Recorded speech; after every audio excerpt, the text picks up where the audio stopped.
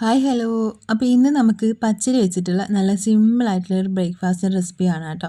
നല്ല ടേസ്റ്റിയാണ്, നമുക്ക് എളുപ്പത്തിൽ ഉണ്ടാക്കിയെടുക്കാനും പറ്റും കേട്ടോ. അപ്പോൾ ഇതാ ഒരു കപ്പ് പച്ചരി നന്നായിട്ടൊന്ന് കഴുകി എടുത്തിട്ട് നമുക്കൊന്ന് സോക്ക് ചെയ്യാൻ വേണ്ടി മാറ്റി വെക്കാം കേട്ടോ.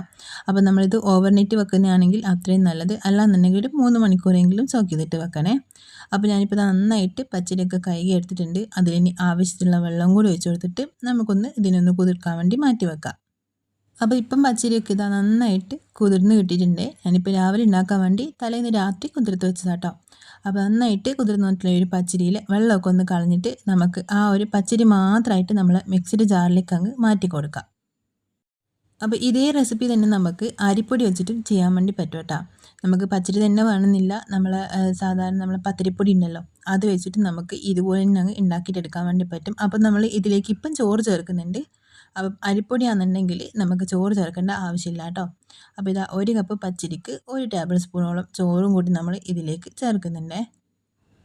അപ്പോൾ ഈ റെസിപ്പി എന്ന് പറഞ്ഞാൽ നമുക്ക് രാവിലെയൊക്കെ പെട്ടെന്ന് കറിയൊന്നും ഇല്ലാതെ ഉണ്ടാക്കിയെടുക്കാൻ വേണ്ടിയും പറ്റും.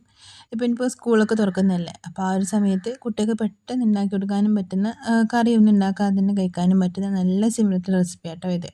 അപ്പോൾ ഇനി നമ്മളിതിലേക്ക് ചേർക്കുന്നത് ആവശ്യത്തിനുള്ള ഉപ്പാണ്. ഒരു 1/4 ടീസ്പൂണോളം ഉപ്പ് ചേർത്ത് കൊടുക്കുന്നുണ്ട് ഈ ഒരു സമയത്ത് തന്നെ കേട്ടോ. അതിന് കൂടെ തന്നെ ഒരു 1/2 ടീസ്പൂണോളം നമ്മൾ പഞ്ചസാര ചേർക്കുന്നുണ്ട് കേട്ടോ. അപ്പോൾ പഞ്ചസാര നിർബന്ധമൊന്നുമില്ല, ചെറിയൊരു മധുരം കൂടി ആകുമ്പോൾ നല്ല ടേസ്റ്റ് ആട്ടോ ഉണ്ടാകാൻ. ഇനി നമുക്ക് കുറച്ച് വെള്ളം കൂടി ഒഴിച്ചെടുക്കാം കേട്ടോ. ഏകദേശം ഒരു 1/4 കപ്പ് വെള്ളം കൂടി ഒഴിച്ച് കൊടുക്കുന്നുണ്ട്. നമ്മളിതാ ഈ ഒരു അരിയും നമ്മളെ ചോറൊക്കെ കൂടി സമാസമം ഉണ്ടാകുന്ന രീതിക്ക് വേണം നമ്മൾ വെള്ളം ഒഴിച്ചെടുക്കാൻ കേട്ടോ. അപ്പോൾ അതാണ് അതിൻ്റെ ഒരു പാകം എന്ന് പറയുന്നത്. ഇനി നന്നായിട്ട് അരച്ചെടുത്തിട്ടുള്ള മാവ് നമ്മൾ ഇതുപോലൊരു പാത്രത്തിലേക്ക് മാറ്റി കൊടുത്തിട്ടുണ്ട്. അപ്പോൾ ഇനി നിങ്ങൾക്ക് ഈ ഒരു മാവിലേക്ക് വേണമെന്നുണ്ടെങ്കിൽ കുറച്ച് വെജിറ്റബിൾസ് ഒക്കെ ചേർത്ത് കൊടുക്കാം കേട്ടോ. സവാള ഒന്ന് ചെറുതായിട്ട് കട്ട് ചെയ്തിട്ട് ചേർക്കാം, ക്യാരറ്റ് ഒന്ന് ഗ്രേറ്റ് ചെയ്തിട്ട് ചേർത്ത് കൊടുക്കാം. അതൊക്കെ നിങ്ങൾ അടുത്തായിട്ടേ ചേർക്കുന്നത്. അപ്പോൾ ഞാനിപ്പോൾ ഇതിലേക്ക് കുറച്ച് കറിവേപ്പില മല്ലിയില ഒന്ന് ചെറുതായിട്ട് കട്ട് ചെയ്തിട്ട് ചേർത്തിട്ടുണ്ട്. നിങ്ങൾക്ക് വേണമെന്നുണ്ടെങ്കിൽ പച്ചമുളകും ചേർക്കാം കേട്ടോ. പച്ചമുളക് ഒന്ന് ചെറുതായിട്ട് കട്ട് ചെയ്തിട്ട് ചേർത്ത് കൊടുക്കുകയും ചെയ്യാം. കുറച്ച് എരിവൊക്കെ വേണമെന്നുണ്ടെങ്കിൽ അങ്ങനെയും ചെയ്യാം കേട്ടോ. അപ്പോൾ നന്നായിട്ട് നമ്മൾ ഇത് മിക്സ് ചെയ്തിട്ട് എടുത്തിട്ടുണ്ട്. ഈ ഒരു രീതിക്ക് വേണം നമ്മൾ മാവ് റെഡിയാക്കിയിട്ട് എടുക്കാൻ വേണ്ടിയിട്ട്. ഒരു ലൂസിൽ വേണം നമ്മൾ റെഡിയാക്കി എടുക്കാൻ വേണ്ടിയിട്ട്. നല്ല കട്ടി ഉണ്ടാകാനും പാടില്ല, എന്നാൽ നല്ല ഡേറ്റായിട്ടും ഉണ്ടാകാൻ പാടില്ല കേട്ടോ നമ്മളെ മാവ്. അപ്പോൾ മാവൊക്കെ ഇപ്പോൾ നമ്മൾ റെഡിയാക്കിയിട്ട് എടുത്തിട്ടുണ്ട്. നമ്മൾ നേരത്തെ ഉപ്പൊക്കെ ചേർത്തത് കൊണ്ട് തന്നെ ഇനി ഉപ്പൊന്നും ചേർക്കേണ്ട ആവശ്യമില്ല കേട്ടോ.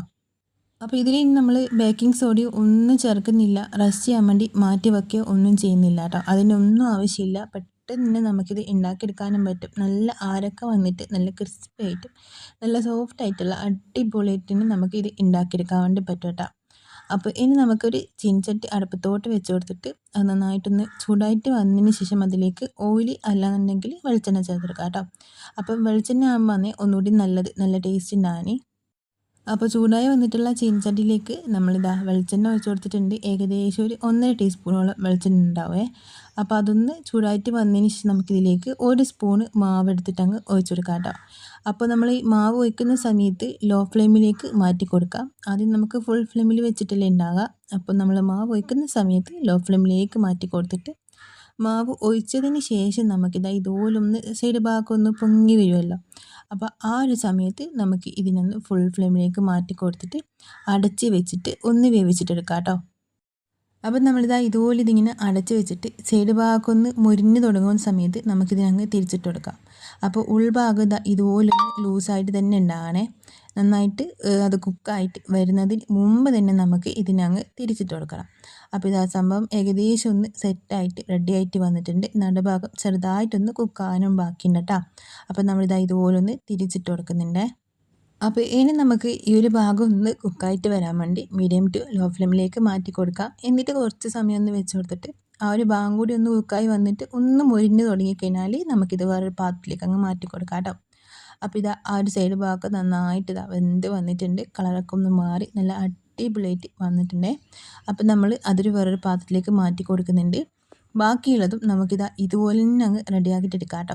അപ്പോൾ ഒരുപാട് ഓയിലൊന്നും വെച്ചിട്ട് നമ്മൾ നന്നായിട്ട് മൊരിച്ചെടുക്കുന്നില്ല. നിങ്ങൾക്ക് വേണമെന്നുണ്ടെങ്കിൽ അങ്ങനെ ചെയ്യാം കേട്ടോ. കുറച്ചധികം നമുക്ക് ഓയിലൊക്കെ ഒഴിച്ച് കൊടുത്തിട്ട് നമ്മൾ പത്തിരിയൊക്കെ ഉണ്ടാക്കിയെടുക്കുന്ന പോലെ നമ്മൾ നെയ്പ്പത്തിരിയൊക്കെ ഉണ്ടാക്കിയെടുക്കില്ലേ, അതുപോലെ നിങ്ങൾക്ക് വേണമെന്നുണ്ടെങ്കിൽ ചെയ്യാം. ഇനി അല്ലാന്നുണ്ടെങ്കിൽ ഇതുപോലെ കുറച്ച് മാത്രം വെളിച്ചെണ്ണ ഓയിൽ ഒഴിച്ച് കൊടുത്തിട്ട് നന്നായിട്ട് ഇതുപോലെ സൈഡ് ഭാഗം ഒന്ന് മുരിഞ്ഞ് വരുന്ന സമയത്ത് നമുക്കിതുപോലെ തിരിച്ചും മറിച്ചിട്ട് കൊടുത്തിട്ട് നന്നായിട്ടൊന്ന് വേവിച്ചിട്ടെടുത്താലും മതിയേ.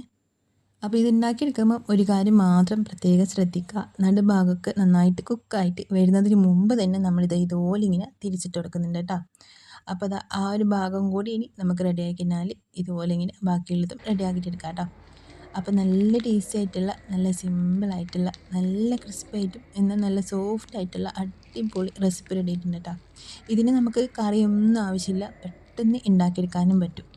അപ്പോൾ എന്തായാലും ഒന്ന് ട്രൈ ചെയ്ത് നോക്കാം. ഇനിയിപ്പോൾ സ്കൂളൊക്കെ തുറക്കുന്ന സമയത്ത് നമുക്ക് എളുപ്പത്തിൽ ഉണ്ടാക്കിയെടുക്കാൻ വേണ്ടി പറ്റുന്ന ബ്രേക്ക്ഫാസ്റ്റല്ലേ നല്ലത്. അപ്പോൾ ട്രൈ ചെയ്ത് നോക്കിയിട്ട് ഇഷ്ടമാക്കിയാൽ ലൈക്ക് ചെയ്യാനും സബ്സ്ക്രൈബ് ചെയ്യാനും ഷെയർ ചെയ്യാനും കമൻറ്റ് ചെയ്യാനും ഒന്നും മറക്കില്ല കേട്ടോ. അപ്പോൾ നമുക്ക് മറ്റൊരു നല്ലൊരു വീഡിയോ ആയിട്ട് പിന്നെ കാണാം. Bye, thank U.